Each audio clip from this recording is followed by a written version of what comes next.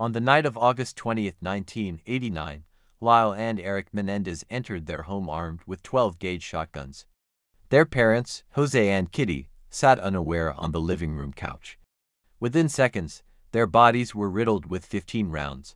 Jose's head was American Dream, sons of a Cuban-American media mogul, living in a $1 million mansion, attending elite schools. But behind those marble walls, Lyle and Erik claimed, was a nightmare.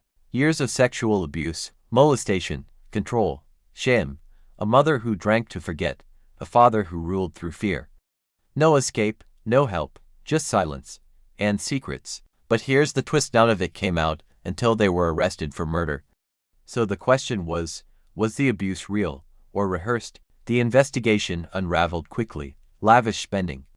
Rolex watches, Porsches, tickets to Knicks games. Suspicion turned to certainty and the brothers were arrested. Their defense, the abuse, their breakdowns on the stand. Raw, graphic, controversial. America watched glued to the screen as two killers became symbols of something murkier. Victims turned violent. But the prosecution argued cold-blooded greed, and the jury believed them. For years, they disappeared into the prison system. But their story didn't die, it evolved. As the #MeToo movement rose, as male victims of abuse began speaking out, the Menendez case resurfaced. Documentaries, TikToks, podcasts. Was it time to see them not just as murderers, but as human beings failed by everyone? 2025, California changes its laws. Courts must now consider youth trauma, and for the Menendez brothers, a door opens, resentenced, parole now possible. Here's what lingers: 2 parents brutally killed, 2 sons forever changed, a nation still unsure what it believes. If abuse made them violent, does that make them less guilty?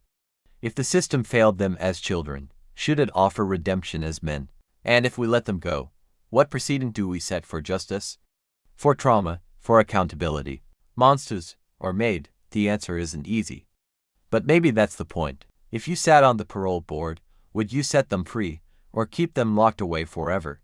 Echoes of crime. Some stories don't end, they echo. Subscribe and like to this video for more stories.